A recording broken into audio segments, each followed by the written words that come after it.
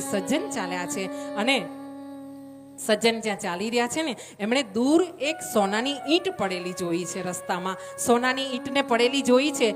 એ બાજુ ધ્યાન ના આપશો, બને ત્યાં સુધી કથામાં ધ્યાન આપજો. કથા બહુ નસીબથી મળી છે અને મને તો બહુ નસીબથી મળી છે. એટલે હું આ બધી વાતો જેટલી બી લાગશે એટલી હું તમને વધારેમાં વધારે કહીશ. નહીંતર કથાકાર છે ને લગભગ શાંતિથી કથા કરતા હોય છે. એક વાક્ય બોલે ને પછી શ્વાસ લે આરામથી, પછી બીજું વાત કરતા હોય છે. હું ફાસ્ટ સુપર ફાસ્ટ ટ્રેન ચલાવીને તમને કથા કરી રહી છું કે જેટલી વધારે વાત હું તમને રજૂ કરી શકું અને આ મારી યુટ્યુબના માધ્યમથી બહાર પણ કોઈને સંભળાવી શકું. હા, એટલે જ્યાં પણ જે પણ હવે આવે ને નવા ભક્તો આવે ને એમને એમની જગ્યા પર બેસવા દો, એમને એમની રીતે કરવા દો. આપણે કથામાં ધ્યાન આપીશું. હા, અહીંયા સજ્જને જોઈ દૂર શું જોયું? સોનાની ઈંટ.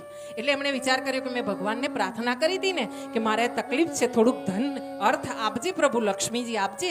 અને આમ જ્યાં વિચાર કરવા લાગ્યા ને એટલે ભાઈ જરાક ઝડપથી ચાલવા ગયા.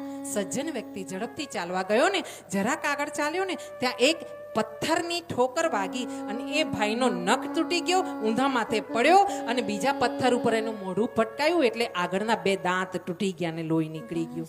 હા, આમ જ્યાં એ ભાઈ પડ્યો ને ત્યાં સામેથી પેલો ઠગ આવતો હતો ને એની નજર પણ પેલી ઈંટ ઉપર પડી.